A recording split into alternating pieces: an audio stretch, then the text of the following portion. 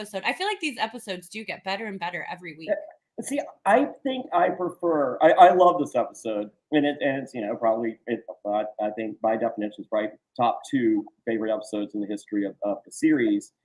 But I'm all about the build, and I loved the build of episode 4 of that tension with Parvati and Phaedra, and the beginning of the war between the traitors internally, and looking like Empire Strikes Back is my favorite Star Wars because I like the doom before the resolve, and we're not at the resolve yet. I mean, we're still in the build here, but I feel we're a lot closer to the resolve in episode 5, which I love gratification. Who doesn't?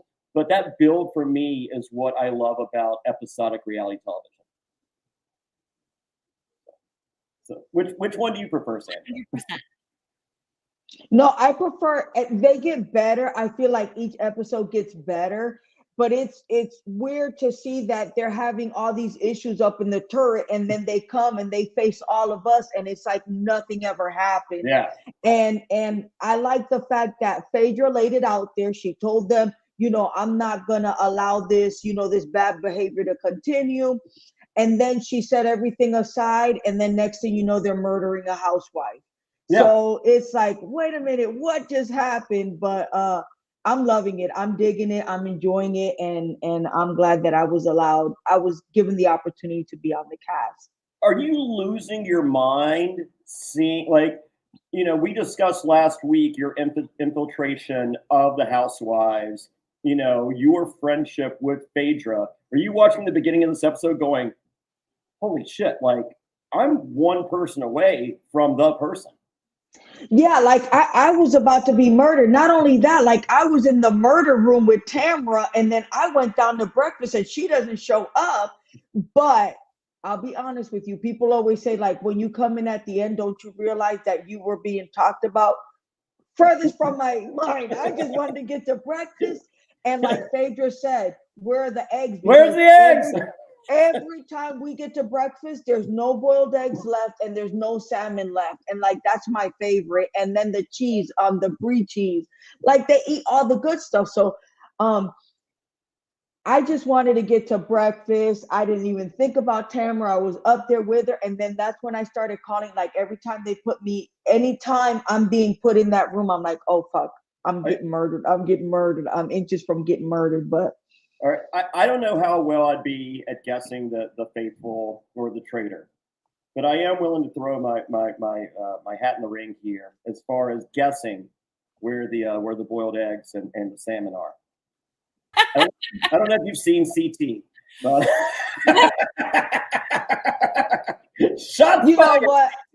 Yeah, to be honest, I don't think they boil enough eggs for the whole group. Sure. You know what I'm saying? I think they go the easy route as far as the grapes and the cheese and the crackers and the croissants and the little muffins. They take the easy route, but we like the boiled egg because that's the closest thing to an American breakfast we have out there, an egg. It's not that hard to boil an egg. You got smoked salmon, and if I had smoked salmon in the morning, I would have gained 1,000 more pounds because that's my favorite breakfast. So, I'm jealous. I didn't know you had salmon in the morning.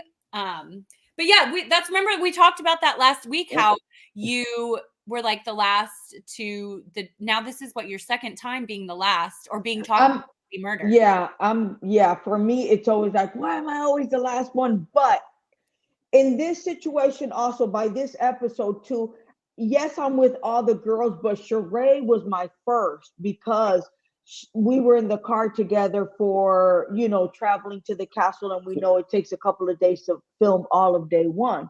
Yeah. So Sheree was my number one, and Sheree has worked on Housewives with Phaedra.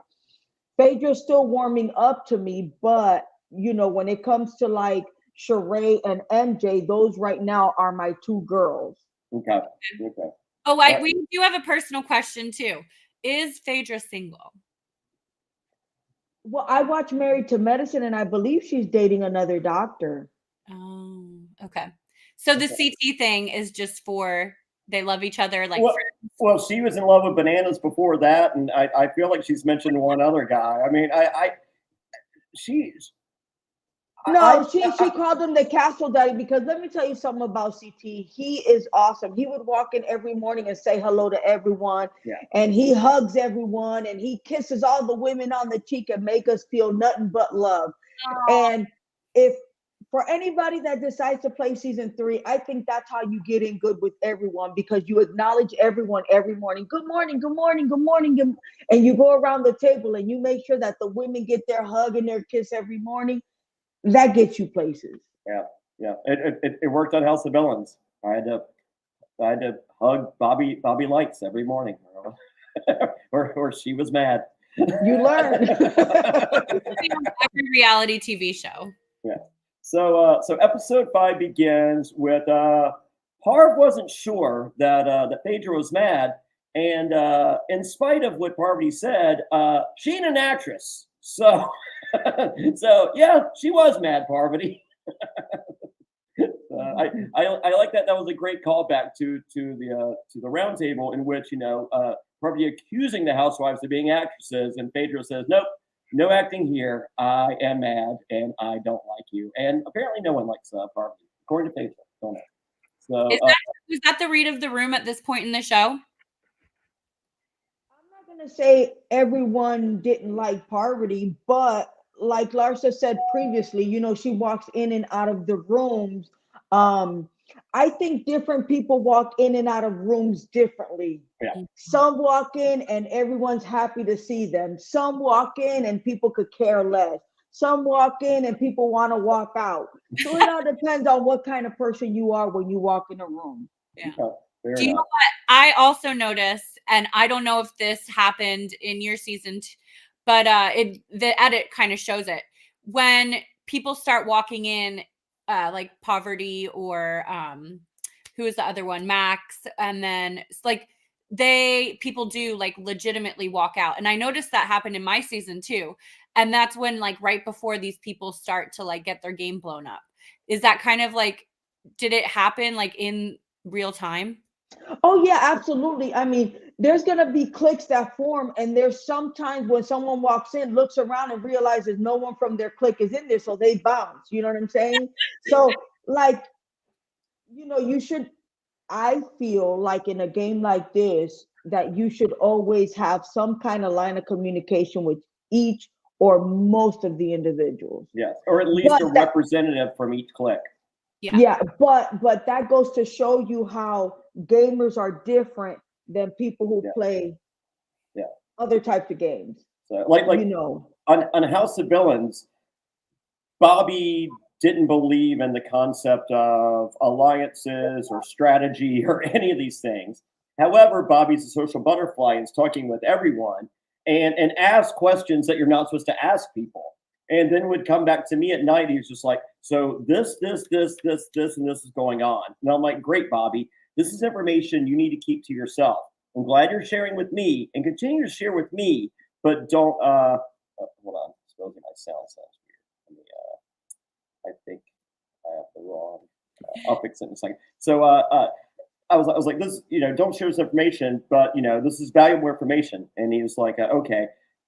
Fast forward, give Bobby Lights a few bottles of Casamigos, and so here's who's working with everybody. He just does the announcement. But hey, in his defense, give anyone a few bottles of Casamigos, and we're all doing that. Okay. I mean, I would be giving him the bottles. Tell me more. Every night I'd make sure he had a couple of bottles. Like, I need to know what you found out today that I did not. Yeah. Audio fix. Thank you, Oded. Real quick, Oded, are you coming? Oded's in Australia. Are you coming to one of the viewing parties? We shall see. All right. So it's a time for the hit list or the death list or whatever you guys call it. That's different on every single show. And Phaedra wants Sandra, and I'm like, this is not good. This is bad. This is bad for fans because Sandra and I have our differences. We it is well documented. However, I feel I have more differences with Parvati, and I'm still not rooting against Parvati because she's part of my Survivor family. Also, like, me and Janelle are friends, but me and Dan aren't friends. However, he's a part of the CBS Viacom family and or the Paramount family. So you root for your family internally. And so, in spite of, a 20-year war that me and Sandra have had, I don't want Sandra to go right now. Sandra doesn't want to go right now. And until Sandra saw that, Sandra never thought for a second Phaedra would say those words, Sandra. Now I can just imagine you sitting there, just screaming at the TV. It's just like, girl, we got a problem. No, well, when you see it on TV and the facts, and you're like, oh, okay, it's all right. Thank God she didn't go on that intuition, or that they put, I feel like they knocked some sense into her, like, no, not Sandra, because I'm with Dan, I'm with Parvati. So hopefully they wouldn't allow me to be taken away, from the castle and murdered and be out of the game, because I'm giving them information. I'm giving Dan and Parvati information they can't get on their own. Yeah. Do you think you need to work with a traitor in this show to be successful? Absolutely. My whole mission, listen, right now I'm watching the Traitors UK season 2. Oh my God, that shit. I started watching it. I went 6 episodes straight. It was like 1:00 in the morning. I was like, I gotta turn this shit off. Okay. But and the only thing I wanted to say about that is that we use the same identical challenges that they use, but we do them in different orders. Yeah, that's how Challenge USA and Challenge Australia, they were doing the same thing, different order. And whichever one filmed first, whatever glitch in that challenge was, they had it fixed on the next one. It's just like, yeah, they really wish they had figured that out the first go round. Because they did different things with ours too, but it was still in the same area, or was the same concept. But I wanted to get back to what were we talking about first? What we're talking about, like being friends with the traitors. Yeah. Absolutely. If they feel like you are not a threat to them, they will protect you over someone that hasn't even made the attempt to get to know them, to chat with them. Like, I honestly wholeheartedly believe that I needed to be friends with everyone so that the traitor would never say, hey, Sandra's after you. Well, Parv and it's in Parv and Dan's best interest to keep you, because once a Gamer Alliance member is gone and they're not a traitor, they're going next down the list. Like, Dan doesn't like this this move against Janelle, but it was either, it was feast or famine. Like if it's not Janelle, it's Dan. So and I don't know in what world Dan doesn't go episode 6. We shall see. Anything can happen, but it feels like the writing's on the wall. Yeah. So and that's because a gamer is going. So if Phaedra puts up Sandra goes. She's a faithful. It's like, okay, it's obviously Parvati, Dan, or Janelle.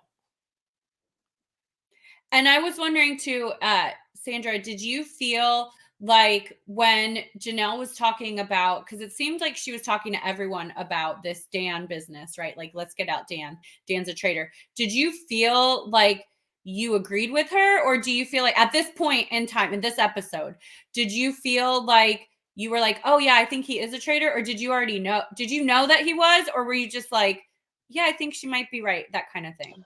I don't think I was I don't think I was on that clip when she started talking about it. I don't think I was the one she was talking to. It looked like she was telling everyone.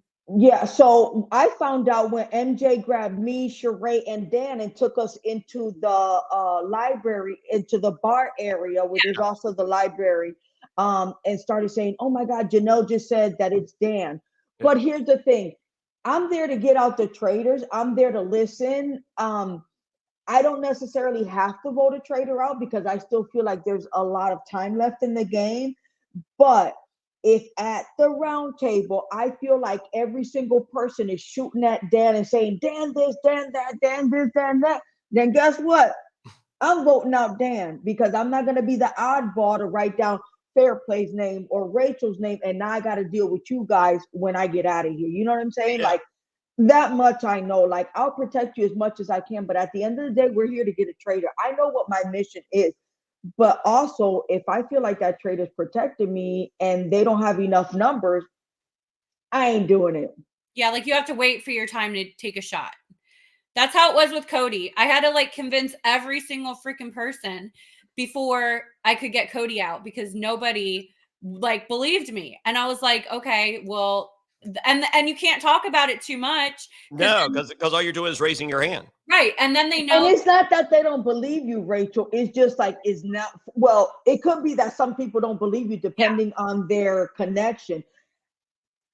I understand the fact that I'm not going to be in every room and hear every single thing and see every single thing because I'm only one person. Right. So you need everyone to give you, you know, all this information. Hey, I saw this. Hey, I heard that. Hey, this is what, you know, I was there. Yeah. So I get it. But So I do you just think Dan was sit a and traitor wait. at this point? Yeah.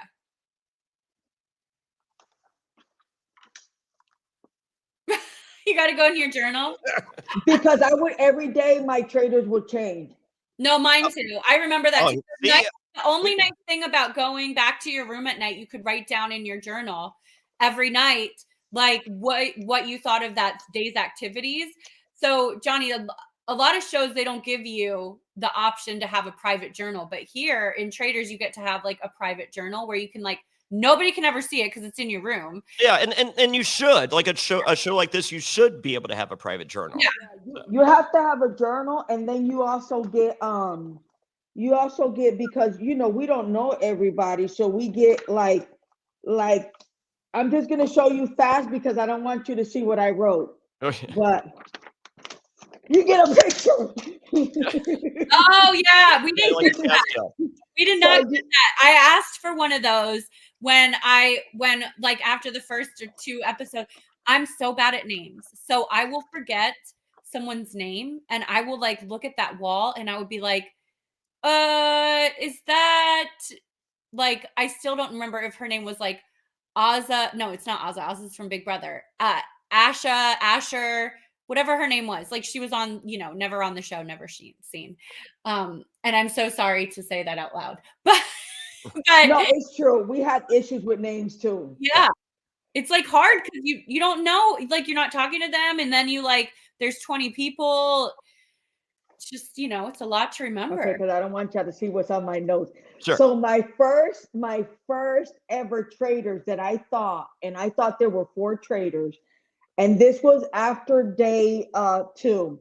I wrote Parvati's number 1, Peppermint, Marcus, and John from Parliament. Okay. Hold on, this way. Okay. And I think I wrote Parvati because the minute I wasn't picked, I assumed it had to be her. Yeah, they didn't pick me, they picked her. Yeah, but then by my second list, it ended up being 2 days later, it ended up being Sheree, Peter, and Bergie. Then I was on to 3 different people. Your reads. Because then me and her started talking, and then but my traders change all the time. Every day, yeah. Mine were always Which so at this moment, like, do you so going into this roundtable, and we'll get there, you know, and it appears to be between Dan and Janelle, and that's, you know, that's where we gonna land. Mm-hmm. Did you feel Dan or Janelle was the traitor? I mean, because you write Janelle, but I feel like Janelle. Once again, we'll get there, but if you're going after Dan and you're positive it's Dan and you need the votes to get Dan, you don't throw out 2 more names to create 2 more enemies. Yeah. There. She threw out 4. Dan, Parvati, CT, then she came on to me. She was like, Dan, Parvati, CT, Sandra. And I'm just like, there's 4 votes that you just lost, potentially. Yeah. I don't know why she came after you. I understand why she went after Parvati because I think she really believed that, like when the way she was talking. But the CT and you, like, even if she did think that, I don't think she should have. Yeah, you don't say it next time. Yeah, exactly. Yeah. There was no need because CT didn't even know, like that came out of like my argument with her, and then her interaction with CT at the round table. He was not expecting it. Neither were we. And then she says, "You too, CT," and he's like, "What?" So that right there is if he didn't come in deciding who he was going to vote for, he knew right then and there, this is what I'm going to do now. Yeah. Sometimes we get put in those situations. So if that change, so if she doesn't go on blast on you guys, so say she doesn't name you, CT, who was the other? Parvati. He said, or she said Parvati, yeah. So, all right, well, she's not getting Parvati. So, but if she gets you and CT's vote, I think she gets Kate to vote with her as well, because Kate's just reading the room. No, I don't think so. I think Kate was always going to vote out Janelle because Kate said she was going to just go off of the majority of the people. And I watched a video that but the majority changes. And you have and say Janelle doesn't go after Sandra. Sandra's just like, look, I like you. Like, I think something like Sandra says carries weight. But Janelle said in one of her interviews, and this could be after the fact, right? But like she did say in one of her interviews, she said she didn't think she had Sandra, Parvati, or Dan's vote, and she needed one of their votes. And so she said at that point, when she realized she was going to go home, she didn't think that she had their votes to stay. So she just put on blast. The wall. Yeah, she just like said, "Fuck it, I'm gonna go like make good TV and just Blaze of glory." Yeah. Well, but here's the deal. So in that round table, what you guys don't see is the whole exchange happened all over again about everyone that's in the field running is the most faithful of the faithfuls, and the 4 traitors are in the house. Oh. Yeah. So then it's like, I think we said this last week. If all the most faithful of the faithfuls are outside, then I'm either a traitor or a horrible faithful or mediocre faithful. So she's you fired. don't want to be that. She a shot's being fired without firing. And all I was saying was like, oh my God, Janelle, we've always had your back. And I'm saying we because I'm talking about Dan and Parvati, and I'm assuming in my head like, they're not traitors, whatever. But I know for a fact that I've never done anything to you. I've always like, anytime you needed to do something, or you can count on me as an ally, you know what I'm saying? I know you have my best interest at heart. Just get with me, let's compare notes and let's figure it out. But when it came out like, you guys are traitors and this and that, then it becomes self-preservation mode because I don't want my name said at that round table. I don't want to have to defend that I'm a faithful, because what do we always say? I'm 1,000% faithful. Like, I swear I'm a faithful, but they don't know that because that's what we always say. Yeah. So unless you're Peppermint and then you accidentally say you're a traitor. So, there is that. So so favorite one's you, Parv. She's like, I think it's got to be Tamra. And so we don't know. And then we go to Janelle. This is Janelle's episode, by the way, from start to finish. Janelle says, heads up, viewers at home, the housewives aren't smart enough to be traitors. Tamra asked her about that on her show. Tamra included that little tidbit, and she was like laughing about it. Yes. So it's time for breakfast. At this point, I realize that CT and Peter did not get the dress code assignment. Rachel Reilly is turning over in her grave. Oh God, you're not dead. Wow, horrible. And people are coming in one after another. Everyone loves MJ, apparently. Biggest pop for being alive is MJ. That's confusing too, because I thought everyone was like kind of against MJ. Well, there was a time, and they didn't show it early on, where Deontay was still there when like the heat just came on MJ. Like ugly. And I always said to her, like, MJ, I don't believe you're a traitor. I'm not going to listen to them. Don't worry. Like, they'll never sway me to vote, in that direction. So MJ early on in the game, around the time that John was getting, I was going to say getting fingered, but right when they were like, whoa, what version of Peacock do you have? When they were pointing the finger at John, they were pointing the finger heavy at MJ as well. And so MJ had to defend herself. Like, she must have said a couple of things that were kind of like messed up, but then she fixed it, whatever. I don't even recall everything. but I knew that MJ was in deep doo-doo. Yeah. She sure was. Like, it was bad. Her So vibe seems very friendly, but she did find herself in a predicament, and the Ekin-Su thing kind of worked. So there was it feels at this point she's kind of dug her way out, because I do get this I want to be her friend vibe. Yeah. So she's real sweet. And also with MJ is she told everybody up front from the beginning, and this is where we go back to the gamers versus non-gamers. She said from the jump she will never go with the herd. Like, she's not and for me, I'm like, MJ, that's how we play Survivor. Yeah, It's you go with the majority and you try to get as little as blood as possible on your hands. But a lot of people don't understand it, because they don't watch our games, so they don't know. But she kept on doing what she was doing, so I left her. So whenever she was throwing out rogue votes here and there, we were like, okay, there's gonna always be rogue votes. We just gotta have the majority. Yeah. So no. Speaking of Deontay, Trishelle found a pair of his boxing gloves and threw silky chicken feathers on there. I don't know why. That's it's a choice. Trishelle wears the cutest stuff. I was like, girl. And she was like, oh, I went on, like, her and Tamra. They said they went to like costume shops and got a bunch of stuff. And here I am thinking, like, I'm just taking clothes out of my closet when they say pack. I didn't know you had to go get extra things from the costume stores for the Traitors. Oh yeah. Yes. Did you watch season 1? I mean, come on. The precedent was set. Jeez. Yeah, but Rachel, you were practically like the only one that was extra. Yeah. And everybody else, I feel like a lot of the other people were just getting stuff out of their closet, but this time around, like Phaedra, I told Phaedra yesterday, because we got to go to New York for the reunion. Rachel, you did it.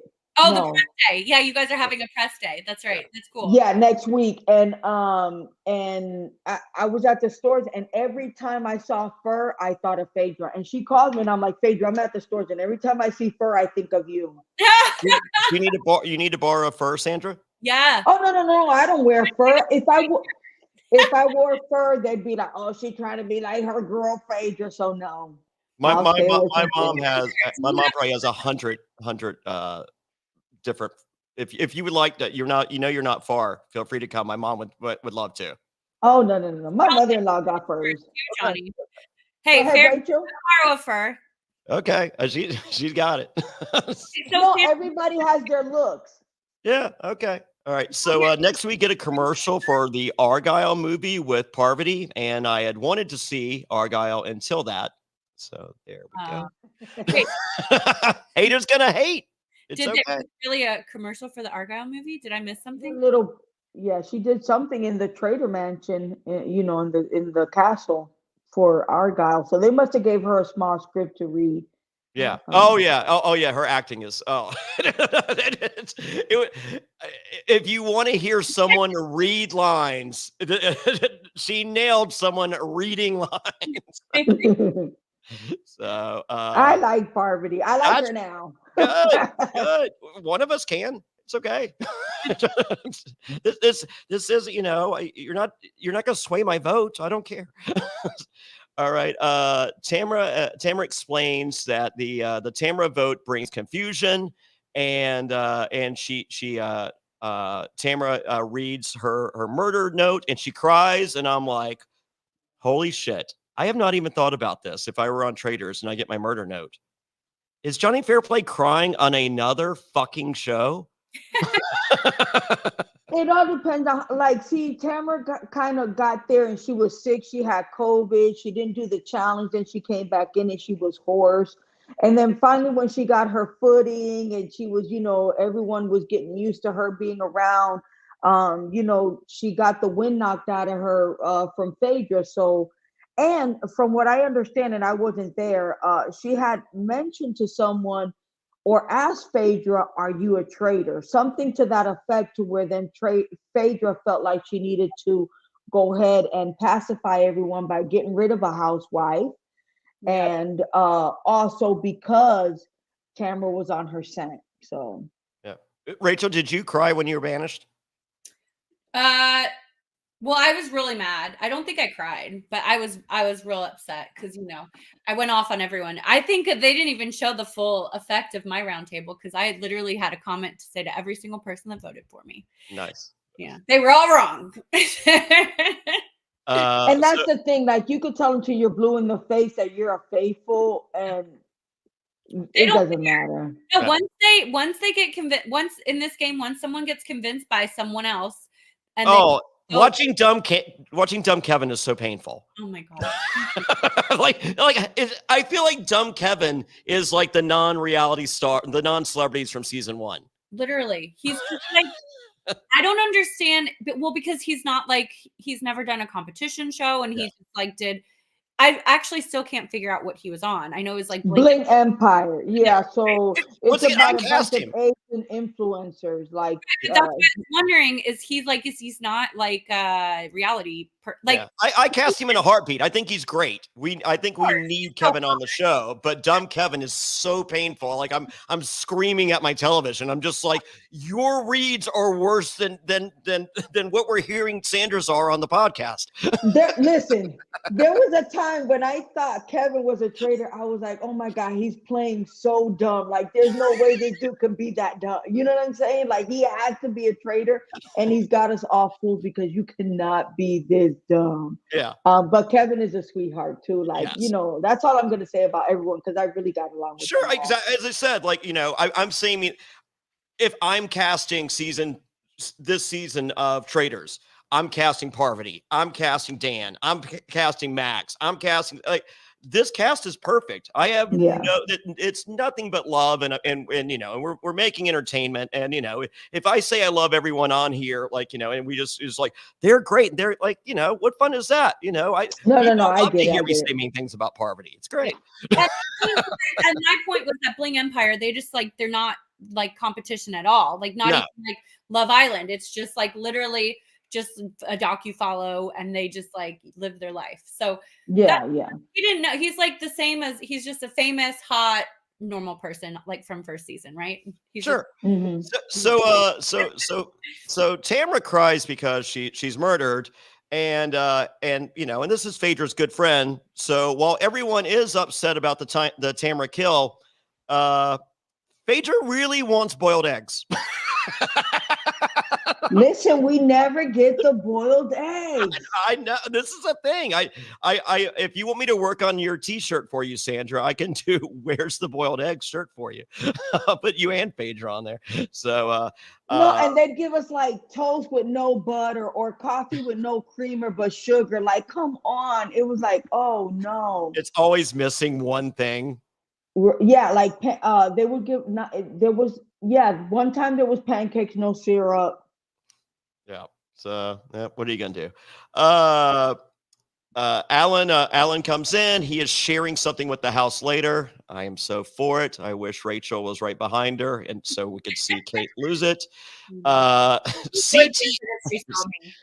She would have. I think she would have lost it if she. Oh yeah, she would have. She would have actually literally killed you, and she was like, "There you go. There's a murder. I'm a traitor. Bye." Right. Exactly.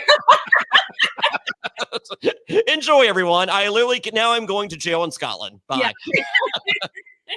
So CT asked Dan for a theory, just one, a theory on who the traitor is, and Dan cannot do that.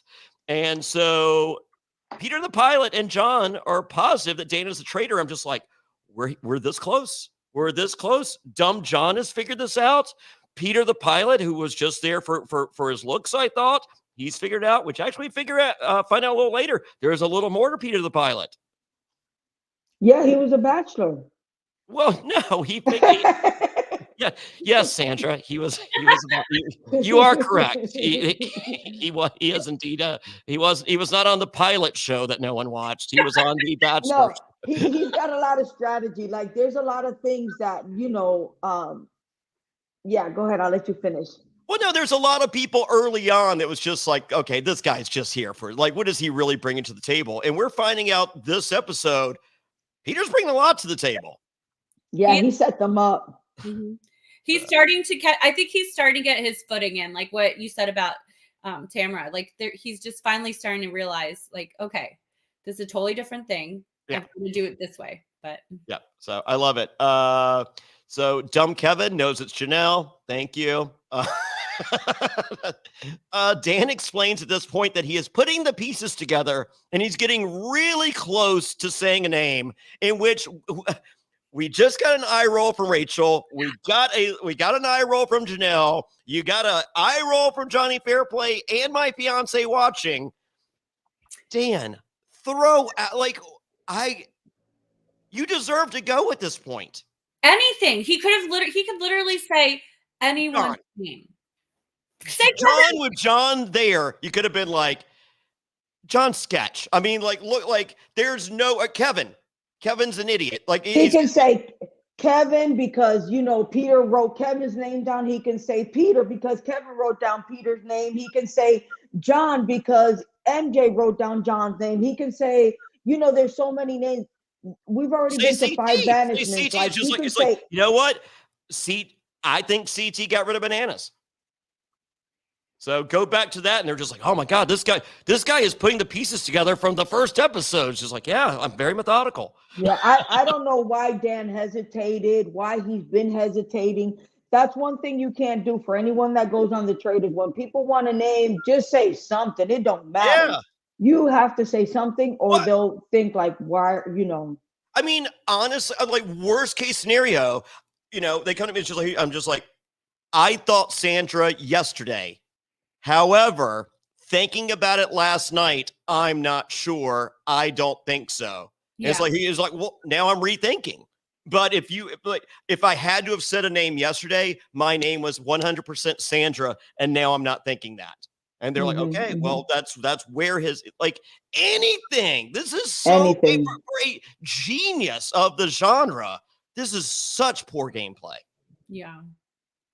Yeah, and Dan is I don't understand, like, he's supposed to be one of the best gamers, and I think he is a good gamer. So, but he's just playing this so much like how he played Big Brother, and I think he's just like really making a lot of missteps. I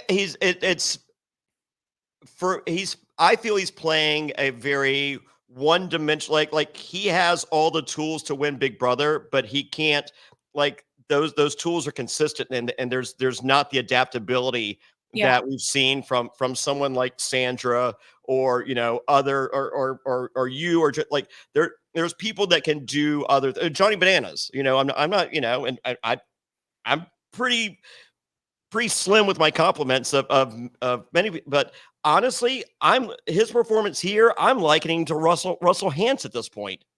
Playing just a one track. I'm not changing my game, even though the parameters of this game are different. Yeah, I don't understand, because I also think like he explains to us in his interviews and in the post-mortem, whatever, he explains to us what he's doing, but he's not actually doing that. Like he consciously knows what he's doing wrong, but he doesn't make a change. So like it doesn't make sense. So I think you two are probably the best to answer this, because you have both. Well, Rachel, you especially. Dan is playing Big Brother in a Traitors game. To be honest, you almost have to do the opposite: stand at the beginning and then lay low towards the end. Would you say that that's how you guys view this, or maybe not? I always thought, because I wasn't a traitor, so I don't know, but I always thought you kind of have to play in the middle, because you want to have a little suspicion on you, but so you don't get murdered. You want to have a little bit of people that think that you are, but then not enough that want to banish you. Yeah. So with Dan, I think if he would have he's laying low, which is smart, but then like I think that he needed to talk in private groups more. And if someone that way, at least if people come at him, throw us out a name, he could say, look guys, I'm talking to the people I trust. I'm sorry, like I'm playing games. I told those people. Yeah, I told these people, like, because at that point it's like, well, you got to say something. I mean, he's just not saying anything. And those people would also, Rachel, say if Dan has said to me, oh, it's fair play, I'll be like, that's not true, because Dan has in front of me given out names. He said it was fair play the other day. Then he said it was John. Then he said, so don't say he's not saying nothing at all. You know what I'm saying? Like, I'll correct somebody, but when you don't say anything to anyone at any time, right? then you're in trouble. And Yeah. there's only but so much we can do as people protecting a traitor per se. You know what Yeah. I'm saying? But when your time's up, guess what? Yeah, you gotta go. Got to go. Yeah. So, well, it's time for I just mission hope number. that no. When your time is up, I just hope that the other traitors know, hey, I'm here. I'm ready to play the game. Please make me a traitor. Yeah, recruit me. I know. I wanted to get recruited, but Yes. Well, it's time for mission 5. You guys are up to $65,500 because Kate has not had the ability to throw away your money yet. Oh, we ain't playing them games. We shall see. So break up in 2 groups, and the group outside can go for a shield. The group inside cannot. Rachel is ready to arm wrestle a bitch for a chance at a shield. And Sandra is just mad that there's running involved because she has already decided a shield is not necessary.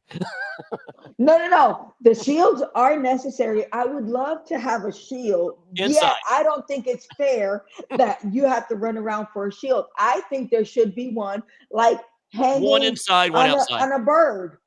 yeah. One inside, one outside. So I like it this way because I think, and this is my biggest thing. I think that these traitors are bad gamers. Poverty and Dan misstepped again. How are they going to let all of you, all the faithfuls, be outside when there's 3 traitors inside? Like, all you have to do is fight. Like, no, I don't feel safe. I need a, and then people are like, oh, well, he obviously he is a faithful because he's always going for these shields. Like, it just doesn't make any sense that they just like sat back and were like, okay, that's cool. You guys go be faithfuls and get all the shields. These challenges are not just to get money. No, they are used for the faithful to figure out the traitors. They're used for the traitors to keep the faithful at bay.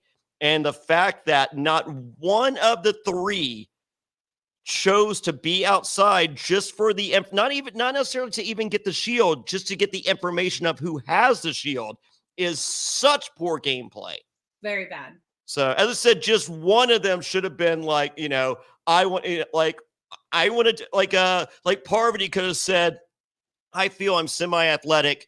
If time is an issue here, I feel I'm best used out there using my athleticism to get to as many spots as possible. And I will vow to you as a faithful, I won't even go for a shield. Yeah. And someone would, and Bergie would have told her. Yeah, Dan or Parvati, one of them 2 could have went out there. Well, Dan's not the most athletic. That's why. Well, right. Parvati has won a lot of individual immunities on Survivor. Oh no, yeah. Parvati's the strongest. Yeah. And she could have even said, like, I've been in Survivor. I go to all these, like, island camps where I do like yoga all day. I know bird calls. Like, I mean, anything. And one of the people that stayed inside, or one of the people that wanted to go, like one person would have switched. It was just like, yeah, the money is important. So, and especially if she volunteers not to even go after her shield, it's like this money's important. We lost $20,000 two challenges ago. That's not going to happen again on my watch. Yeah. And Kate's coming, and she's going to throw away much more than that. So we got. so they got 20 minutes, and very much a fan of Trichelle's baby crying bird call. I did not know how much I needed that in my life, but I'm here for it. Alan is here for every bird call in the house, especially by John, because he does attempt to be so serious, and it's obvious how seriously he takes this. But if you're not laughing at that, you're not a human being. I mean, and then these birds do not make those noises. No. These were the most outlandish, the silliest calls. And then we would run in, and Adam would be like, "What is that? What is the call?" And everyone would say, and then we'd be screaming it from room to room to remember the call. Like keep saying it until we find the bird. Oh yeah, and Alan's loving. I am loving Alan. I am loving you guys doing the dog barking, not a dog, bird. Like the baby girl. I'm loving it, but I'm loving even more watching Alan love it was just like, I mean, because you guys are celebrities and to whatever scale. I mean, but you're talking about people that make, millions of dollars acting ridiculous. And under any other circumstance, there's not an amount of money you could pay them to act this ridiculous. Like if someone came up to Phaedra on Real Housewives, it's like, we need to do a bird call like a barking dog. She'd be like, yeah, go fuck yourself. Never. Yeah. And they're like, well, no, it's part of your contract. It's like, no, my contract is to be a Real Housewife. I'm not an actor. Yeah. Yeah. As Parvati. So yeah, I think it's like people, fans of and fans and viewers of reality television, they love seeing celebrities out of their element. Like, and this is one of those magic. Like this show it began with such dark overtones and has them throughout, but to see the levity like this, it's just joy for the viewer at home. Yeah. So, I'm sure they got a kick out of that and me running. yes. Oh, yeah, I know. For someone that didn't want to go run, you sure did run a lot. Yeah. Well, and thank God it was just back and forth, back and forth. I couldn't see, like, when they do stuff around the property, I mean, they really spread out. And I'm like, hell no, because no challenges around the corner. Like, they take them out in the field. And I'm like, I ain't doing that. And Faith was like, I don't run, honey. I was like, neither do I. No. So, unshockingly, I don't know if that's a word because it is underlined on my notes. Regardless, maybe I just spelled shocking wrong. Kevin can't read a map. Is anyone surprised by this? That's hilarious. Sandra? Why Kevin and Cherie pair up? I just don't even get that.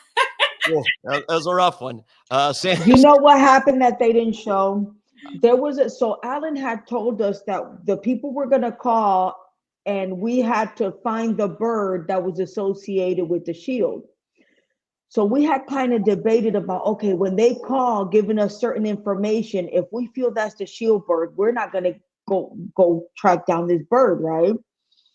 So there was a time, I don't remember who called in, and I automatically hung up the walkie-talkie, right? And I know Phaedra was next to me, and I know CT was over there too. And I think CT had brought that up, like, Sandra, when you did that, I felt like you were a traitor trying to stop somebody from getting a shield, But I just did it because I was like, man, fuck that. If we can't have a shield in the castle, then they can't get either. If they need us to get their shield, they ain't getting shit, and they still got the shield. Yeah. But I didn't do it like a traitor. I did it like, man, fuck that. You were. I don't have the opportunity. Right, because I'm stuck in the castle. I can't, then run, Sandra. Well, I don't want to run, but since I'm stuck in the castle doing this side, then nobody should get the shield. But it's things like that we do not think. That's a brave move on your part. But I wasn't thinking straight because I shouldn't have done that and put like heat on myself for, even if it was just a quick minute or 5 minutes, whatever. Still, sometimes you make these mistakes that you're like, damn, I'm glad that didn't become more. Yeah. So Sandra explains that one of the calls sounds like a dog, but it's not.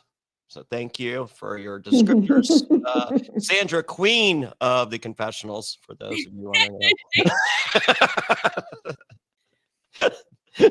Sandra's like, should I count my millions in the confessional booth? Would that make you happier, Fairplay? Is that what you need to see? Just me counting out $2 million that you don't have? I mean, they can't show everybody. It's still a lot of people. I'm guessing it'll get crazier for me, but I like to have my quotes per every show I go on. So I'm still looking. I don't know if fuck you. Oh, that's making it. So. Oh. When we get there, okay. Yeah. Well, I mean, like it's funny, like House of Villains, like Shake's there, and we're playing for $200,000, and for some of us it means more than others, and for Shake it meant something, and Shake's just like, I'm just here for the memes. he goes, if I can leave this show with 3 memes, I'm happy, and I'm just like, are you serious? He goes, oh yeah, and then he got the Your Toast, which was literally said in 6 out of 10 episodes, and a t-shirt. Oh no! Hit me up. I have 2 size smalls remaining, and you get a shake autograph. So at any of my socials at Jonny Fairplay, 2 left. Anyway, Peter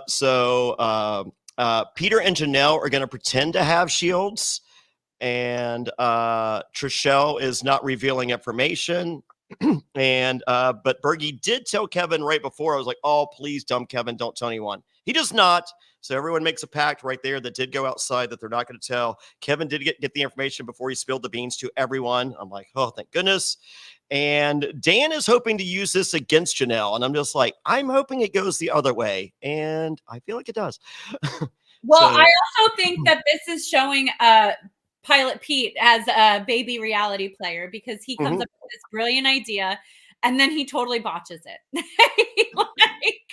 He could have. Yes. I mean, it works, but it shouldn't have worked because poverty was onto him. This is Dan's problem. Dan got too much in his head. We'll get there. We'll get there because I think I think poverty does catch it, but I think Dan circles back like he was just like, no. Anyway, we'll get there. We'll get there.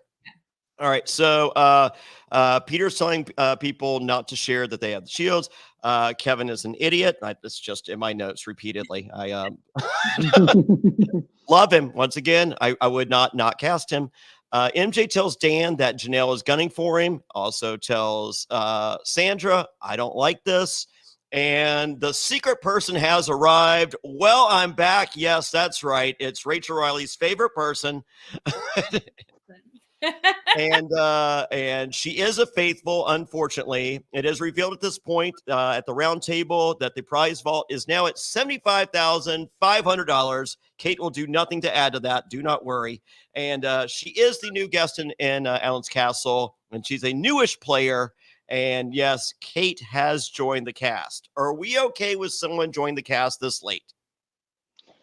I think for the most part, not just me, a lot of people, when she walked through the door, we were like, yes, Kate is going to help us find a traitor because she's the veteran here. She knows how to play this game. She was here last season. But doesn't care. I'm just saying what was said at the round table. Like, yay, Kate is here. That's why you guys haven't found a traitor yet, if that's what you believe. She's gonna help guide us along because she's the vet. She knows how to play the game.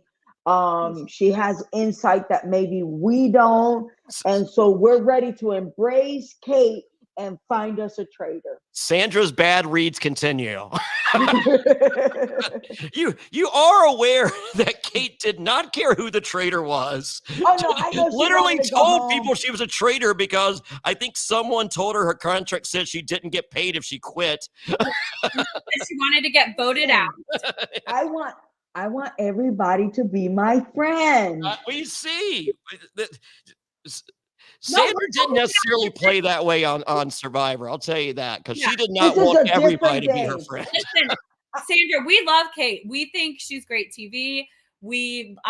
Johnny and I, we talk about her all the time, and like she's amazing television. But it's just like the fact is like she's not going to help you find a traitor.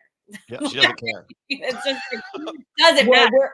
We're hoping she will, and they told her from the jump that you will not sabotage our ability to win money at the challenges. So that was like, well, I maybe from carrying the baby, she's used to carrying little things of money, and exactly.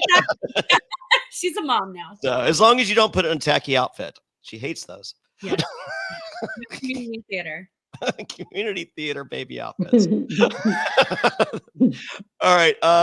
So Kevin calls out the roundtable discussion begins. Kevin asks for complete silence because people talk sometimes when he's talking. He doesn't like it because he's going to say some really dumb things that everyone needs to hear. Oh, you're horrible to Kevin. Kevin is such a sweetheart. We'll get him on the podcast. So I'll apologize 100 times. It's fine. And then I'll sell a Kevin, you're dumb t-shirt. Be good. All right. But the genius. There we go. Kevin calls out Janelle. Janelle calls out Dan, CT, and Sandra. And I'm just like, oh no. Peter calls out Dan. I'm like, oh, finally my faith in humanity has been restored. And then he asks, he tells Dan, he's just like, just give me one name, one freaking name. You haven't said a single name 5 episodes. He's like, I got you a name, Janelle. I'm just like, well, that's pretty convenient, Dan. We've been asking for a name for multiple days now, and we finally, at this point, when it's between you and Janelle, that's the name you throw out. But well played, anyway. So, but then, Hey, you wanted a name. He gave you one. yeah, stop. So, but then, at this point, we learned that Sandra's a fucking traitor. And I didn't even know it. So, and then Sandra explains to Janelle that she can fucking go. I'm like, what is happening? Like, that got heated. That escalated quickly, as they would say on Anchorman. Well, and here's the thing. When I got back to my room and I wrote my notes, all I wrote was fuck you, fuck you, fuck you, fuck you, fuck off, fuck off. I never heard the word bitch. So I come home and I tell my husband and my kids, oh my God, me and Janelle had this big fight out there. It was fuck you, fuck you, fuck you, fuck you, fuck off, fuck off. Then it plays on TV and I hear bitch and I'm like, oh my God, I didn't know she called me a bitch, because I would have said, no, fuck you, bitch, or cunt or something, like, listen, yeah. I don't Sandra know gets the last word, in case you guys have not been paying attention since 2003. I don't know where I was, but I did not hear the words bitch because, but anyway, so I'm gonna tell you like this, how I honestly felt when that happened. It was like you have broken up with your sweetheart, or like your marriage was over and now there's a pending divorce. Like, I'm like, where the like, I just had a horrible pain in the pit of my stomach. And before Janelle even got up to go to the circle of truth, and they didn't show it, but I'm like, Janelle, I'm sorry. Like, we were getting along so well. All of a sudden she says I'm a traitor. It just blows up. She's going home. It's over. And I was like, but I like Janelle. I don't want us not to be friends when this is all said and done. So before she even left that table, I was like, Janelle, I'm sorry. She was like, girl, I'm so sorry. It's okay. It's just a game. And we made up. Yeah, immediately. It was fine for me because I'm not the one going to the circle of truth. She is, you know what I'm saying? But when it happened, let me tell you, it was just a horrible sinking feeling of like two good friends, because you put everything into these relationships. Yeah, we're playing for money. Yes, we're trying to find traders, but at the same time, like I said, I'm building relationships too. I'm making friends. And it was horrible. Like, the feeling that I had, I don't know if she felt the same thing, but I was like, I can't let her leave and then a whole war of words all over the internet. Like, that's not what I want. So we, I just first, Janelle, I'm so sorry. And then she was like, girl, it's okay. I'm sorry too. And then boom, it was over. And that CBS Paramount family is a lot closer than people imagine. I mean, like, we see the people on the different networks as different. Like, we did this for CBS, we did this, we live in perpetuity. Like, our home is on Paramount Plus. So, formally. Sorry, guys. I got a new fam. I love them over there. They are wonderful at NBCU, and NBCU. I don't want to take it out, but a lot of people love the cock. Yeah. So, but these are like, we have slightly bigger than that Paramount family. We have the Hearts Reality family, like the people that do that. And that is primarily consisted of Big Brother, Survivor, An Amazing Race. But then you do have, a few challenge kids, a few Naked and Afraid kids, and Australians, they come up. So they're part of that circle. So that circle means something to us, like, because like, it's like that cousin, not the weird cousin, but the cousin that you see like every few years that you do like. That's that person. And you pick up where you left off. Like, yes, it's not the creepy uncle. That's it's the fun cousin. Like so no, and it situations like that are forced to happen in a game with the parameters as traitors, and it sucks. And it's, you know, it's cool to hear that you you quickly made amends so that, you know, this just didn't, you know, become something that it takes ridiculous amount of work to get back to where you were because it didn't need to happen in the first place. Yeah. Yeah, if I don't get along with you from the jump and you leave, I'm not gonna care. I'm never gonna call you. You know what I'm saying? But I knew Janelle, like you said, Give Kids the World. I met Janelle years ago at Give Kids the World, and I had seen her a couple of times since then. I have pictures throughout the years with Janelle. So for that to have happened, I didn't want it to be like that. But like I said, if you're somebody I can't stand, I don't even care. Like, I won't even say I won't apologize. Like, even if I don't feel like I caused the issue, but you know, I didn't want that friendship to go away. Not like that. Like, I didn't want to leave it like that. Okay, so if Janelle does not call you out at the beginning of the roundtable, do you vote Dan as the potential traitor? I think there was a potential. I always go to the roundtable with an open mind. Like, although I may say I'm going to do something, like I said before, if I hear that the majority is going in, that momentum wave is going, you're jumping on that wave. Yeah, because when we're at that roundtable, that's like tribal council. That's an hour and a half, 2 hours. Everyone's, you know, they're talking back and forth, but they strip it down to 5, 6, 8 minutes. Everyone is out there talking, but from the minute we sat at that round table, they started in on the traitors were in that castle, the faithfuls, the most faithful were outside running around. So already it's like a bad taste in my mouth. But if it hadn't gone like that, and maybe she would have just went Dan, Dan, Dan, and then Peter, Dan, and then everybody else is chiming in on Dan, I'm thinking I'll be like, oh, okay, well, fuck. If they're all voting out Dan, then I'm going to have to vote out Dan too. There's no telling what CT would have done, you know? Yeah, because your outside the game relationship is stronger with Janelle than Dan. Absolutely. Yeah. So, and that also goes to show, tell me if it's different for you, and Rachel, I want to hear from you too. So on tribal council, my personal opinion, if you're a great player, and you know, and there's many that are not. I have pictures of some on my desk right now. I love him, but hello, Nasir. But there's certain players that not autograph shit for you anymore. I'm having trouble getting rid of these.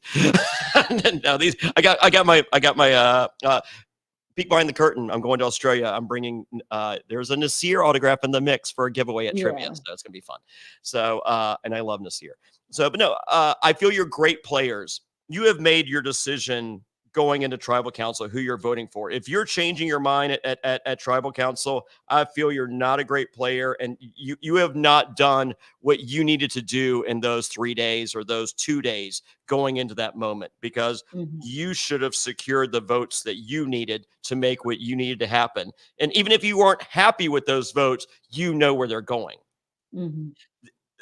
I feel Traitors, it's such a more fluid show that if you come in, it's like, I'm going with this, I'm not changing this, and you're not reading the room and riding that wave of momentum, you're not a great player. It is the exact opposite. So would you agree that in Survivor, your vote was locked prior to tribal? Oh yeah, we had to know where we were going to vote and how it was going to end and who was going to go home without letting that individual know. And yes, on the Traitors, it is fluid because a lot of people also are waiting to get to the round table to put out evidence against someone. It could be something they heard or something so they've seen. That's the evidence doesn't get squashed earlier in the day. You want to put that person on their heels presenting that evidence. Exactly. So a lot of times people don't want issues throughout the day, that they wait till the round table to say, I got a lot of shit to say today, and it's going to be at the round table. Listen up. And I'm going to be all ears. Yeah. So that's the exact like, you know, for me at tribal council, I'm literally saying nothing because I'm not trying to reveal like I've done everything that I need to do. And if everything goes as I've planned, I don't need to be honest at tribal. Like, you'll find out when you see the votes. Like, that's what I did. You're welcome. Yeah. So you don't want to put Traitors on notice. So sometimes things will come out at the round table that you hadn't heard all day long. And that's what you want. And that's why you have to be fluid and you have to pay attention at the round tables. And then you have to read the room and try to figure out who's voting where. And you want to be on the right side of those numbers. And I also think it makes for better TV for like the last 10 minutes of the show. Like Survivor, you know, other than the red herring that they'll give you every episode, if you're paying attention, you can kind of guess, you know, what's going to happen. And if no one's blowing up their game, like, you know, like a good player should not be doing, those last 10 minutes should not be great TV. You know, sometimes they are because you have idiots playing, but 9 episodes out of 10 should be, you know, what's happening. The last 10 minutes are not exciting. Traitors has figured out a way to change that format. And I think that's why when the episode ends on Traitors each week, we're just like, yeah, you know, like you can have a crappy challenge in the middle. It doesn't matter because you're ending on that high note. So, Rachel, going into Big Brother, did you kind of know where your votes were going every time?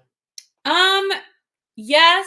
And that was always annoying because Big Brother 2, you only get like 10 seconds because they're just like, okay, and you know, stand up, Sandra, for your last final words about why people should vote you out. And then people are like, I love you all, and they're giving shout outs. Yeah, literally.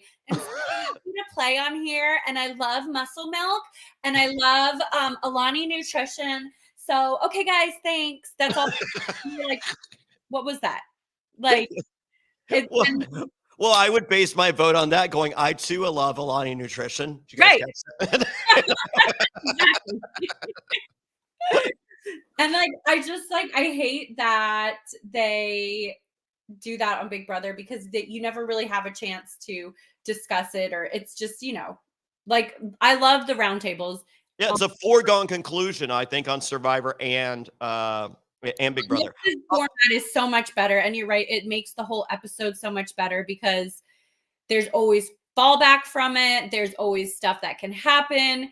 Whereas like on Survivor Big Brother, we already know going into the vote, you already know after the vote what's going to happen. If there is a blind side, mostly only blind sides happen on Survivor. But when there is a blind side, the fallback is not as extreme as a blind side in the Traitors. Yeah. Well, Australian Survivor, Titans versus Rebels, episode 2.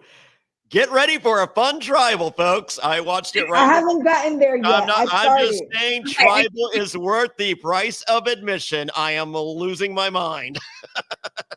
So if you want to brag at tribal, be my guest. That is. Get on Australian Survivor. So yeah. And if you'd like to watch, go to realitypatron.com. I got links. All right. So here we go. It's banished is Janelle, and she says, I'm a faithful, you idiots. Not talking to Sandra because they had already squashed everything. And Kate says that they that they are all laughable. And she says she is not accepting a glass of wine from Parvati ever. And I'm just like, wow. Where did that come from? Where did that come from? And why is this not being talked about? If Kate knows about it, then everyone knows about it. Yeah. So Sandra, what's going on? Well, no, Parvati just offered her some wine, and then right after they're just like, yeah, someone got poisoned earlier. She was like, well, I'm not taking a glass of wine for Parvati. Is that? I don't know why she said that. I don't know why she said that. Yeah, I think it was just happenstance. Okay, we never knew that it was Parvati. It would be obvious, then she'd be the traitor. You know what I'm saying? Like nobody. Yeah, because they still don't know whether it was food or liquid. Oh, okay. So that's not like a thing. I thought it was like. No, they were saying someone was poisoned from something because once again, they don't even express to Kate that was food or liquid. But Parvati had just offered Kate a glass of wine, and she was like, well, I'm not taking a glass of wine for Parvati then if people are getting poisoned in here. Mm-hmm. So, or it could have something to do with Janelle saying, damn, Parvati CT Sandra, that she picks, Parvati to say, I won't take wine from her. So, well, we're in the turret, and Dan can't even give an answer to the Traitors, and I'm just like, this guy is freaking painful. I'm like, are you kidding me? I'm just like, Dan so, TV and not enough hours. watching actual realities. So he calls out Peter the pilot for what happened before, revealing the information. And Parvati goes, "You're an idiot. He did that on purpose." And he goes, "No. I'm going with my gut on this one." And the first move that Dan actually makes is his first misstep, and he wants Bergie out. And I'm just like, God bless America. This is the moment I have been waiting for this season. I mean, I think Pete messed up because he told too many people. That's why I said earlier, I think it was a baby reality star move. He's getting excited. He's starting a game. He's like, I have this plan. I think it's going to work. But then he told everyone, which makes it seem like a lot. Not everyone. He told enough. He told a lot. He told the people he suspected. Right. But I mean, I think in a game like Traitors, you can tell one person and it will get around. You could tell two people if you really want it to get around, but telling more than two people, it's just like it is suspicious. It makes it seem like you're lying. Did you hear what Pete said about the Shield? About the shield? You didn't know? No, I didn't know, and I wasn't. So he told Dan and he told Parvati, but Kevin and Bergie and even John was in the house with us, but like Kevin and Bergie were running in the field with him. So I guess he decided to tell them, I did tell these people, and this is why. But that's their alliance. The alliance is Kevin and Bergie and Peter and John. That they have their own little group. So that's why I'm guessing he shared that with them that So night. I'm okay with that. That's not too like, share with your alliance, or that makes you But look like a didn't he traitor. tell another person on the outside? I know he told Dan. I know he told Parvati. Who else did he tell? Was it just the ones in his group? No, I thought he was. I thought he went around. I thought they showed a montage of him telling people throughout. The but I think it consisted of his group and then Parvati and Dan. Yeah, I may be mistaken, but I feel like that was it. So Benjamin is betting Dan is going to target Phaedra or Parvati next episode, which is why he isn't giving it. All right. So, well, no, he does. Benjamin's been watching the whole episode. Okay. I think he wants Bergie out. Bergie's going to use the shield. Bergie comes back. Pete's going to reveal his plan to everyone, and that puts Dan and Parv in the hot seat because they were two of the people that he told. So, and all the votes on Dan last time, I feel carry over. I don't know. We shall see. I mean, if Dan gets out of this one, this is more impressive than the funeral. But I always thought the funeral was overhyped, and that's just me. Well, it was, but that works on Big Brother. It just wouldn't work in this show. Yeah. So on Big Brother, you can pull a move like that. And Dan, he knows usually how to handle these situations. So I anticipate he'll have a strategy, but I just feel like he's in his head so much. And the Bergie move is a misstep, and coming back like for his first big move to be a misstep. Yeah, I see him being flustered. Yeah, so I just don't know that he's going to be able to get out of it either. Well, I just feel at this point, as a viewer watching it all unfold on my TV, because I wasn't privy to all this stuff. Sure. I just feel like Dan honestly believes he's the smartest person in the castle at this point. And that's just how it looks, because Parvati has been in this situation. It happened on Heroes versus Villains with Amanda, where Amanda was like, if you have an idol, you better use it. And Parvati knew she was lying to her. And this was her friend lying to her on the other side. Yeah. But nonetheless, it was her friend. Yeah. And so she was like, okay, we're going to use it, but not for me. I think I'm good. She just wants me to use it and get rid of it. And she tells Dan, like, hey, they told me the same thing, but it's up to him what he wants to do. And he's adamant, like, you got to give me this murder. Have at it. Yeah. Yeah. And I think that. And if you're Parvati, she's guessed that this is a trick. She's right. Dan wants this. And you're just like. Well, then that makes it easy for Parvati to throw. Yeah, just like as long as you go ahead and raise your hand, dum-dum. Yeah. I would like, and Phaedra's sitting back. She don't like either one of them. She's just like, yeah, this is cool. This is, this is real cool. She's like, so Peter told you, Dan? That's Yeah. right. He told you? Okay, cool. Got it. She And does you were just in the hot seat? Phaedra, I think, was trying to save it from happening. Because she says, I don't feel good about this. Yeah. And then she's just like, all right, well, do what you want to do. Yeah, well, she didn't feel good for a second but then she went into self-preservation mode. And she was like, "Oh no, go ahead, dum. Yeah. So what did Kevin tell you how to play? Kevin. Gee, this is a Kevin veteran move right here. Aw, Kevin. Kevin, he's a beautiful person. Yeah. Yeah. All right, Sandra, where can everybody find you? At Sassy SDT. Oh, and I look wanted at to you. say the guy Benjamin that keeps sending us stuff that he's watching live. I was like, he's watching the episode, but he's watching this live because that's his second comment. Hi, Yeah. Benjamin. And thank you. So, Rachel, where can everybody find you? At Rachel E. Reilly Viegas, and that TikTok thing at Rachel Reilly Casting. Rachel E. Reilly Viegas Casting, I think. See, Sounds this good. is my problem. I don't even know my own TikToker. And did you get a bunch of new TikTok? Oh my God, it's blown up. It's like gone from 3001 to 3002. No. Wow, you're welcome. I'm basically viral. There is a TikToker on Australian Survivor. Are you do you ever watch Australian Survivor, Rachel? I've been watching whatever I can watch, like when I can where am I seeing it? I'll hook you up. Okay, please do. You'll love it. I can't find it on the TV streamers, so I've been watching it on. I got you. We'll chat after. But I did see this like the Titans versus Rebels. right? So I Yeah. was like, ooh, that sounds really good. Are you? Oh, it's so good.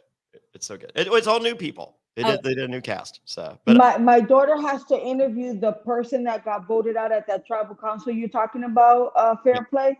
But first she had to find the links, and then she finally found one, and I was watching it, waiting for the show to start. But I only made it past the first immunity challenge of episode 1, so I don't know. I mean, I know what tribe won, but I haven't gotten to episode 2, but I will be watching. oh yeah, Tribal episode 2 is the first 2 episodes are amazing. So anyone that wants to watch it, good. I texted. I made a post on Instagram real quick. I almost said I tweeted because I didn't. I made a post on Instagram that the minute we started seeing the introduction to all the different players, I instantly got goosebumps. And then my daughter says, "Oh my God, Mom, I just got goosebumps." And I'm like, "Oh my God, Nina, I'm posting that I just got goosebumps." Like, it's so awesome. Like, JPL does a good job. Yeah, and I will be in Australia. I leave on Friday. JLP, I said JPL. Have so much fun. Oh, bon voyage. Yes, I'll be in Australia February 5th, 6th, and 7th. I will be in I start in Melbourne the 5th, Sydney the 6th, and Brisbane the 7th. We're loaded with so many of your favorite Australian survivors. It's me and King George. Go to survivortix.com.au for tickets. That's survivortix.com.au and join me. It's going to be a crazy week. There's so many of my favorites that I've never met that I'm excited to. Sharn and Tarzan and Gerald and Simon and Jerry and Annalise and so many. I don't want to leave anyone out, but there's so many of them. I can't wait to meet you all. Michelle's going. Yes. One of your faves, Mark and Sam. So and maybe some of the new ones. I'll be there. It's bound to get bigger than that. By the time you show up, people find they're not doing anything. They might, you know what I'm saying? So you might end up with even more players. Is Jessica going with you? She is not. A 25-hour flight each way does not sound appealing to Jessica. Hours. Woo. That is not. It's legit. So, but in Brisbane, they changed the schedule last minute, so we're not watching. We're watching the episode in Melbourne. We're watching in Sydney, but Brisbane, there's not an episode that night. They moved it a day early or whatever. So, but we're just having a hangout party, and it is Gerald hosting a milk drinking contest. Good luck. A wood chopper. We got Simon versus King George in arm wrestling. And Who's gonna win? you know what? Maybe I need to take on Juicy Dave in a little beer contest. Good, Juicy Dave will be there. Yes, He was on my tribe too, Michelle and Juicy Dave. But I'm glad you're going. I've been to all three of those too, so it's fabulous. I'm very excited. So I'll be gone February 5th, 6th, and 7th. So we will get you guys coverage next week somehow, some way. And Sandra will use some of her $2 million on internet, and so she will she will be here. Thank you, everyone. I'm at JonnyFairplay.com. Jonny Fairplay on everything. Thank you so much. This is so much fun. Jen Hoffman will be back. So thank you. Thank you, everyone. Until next time. Bye.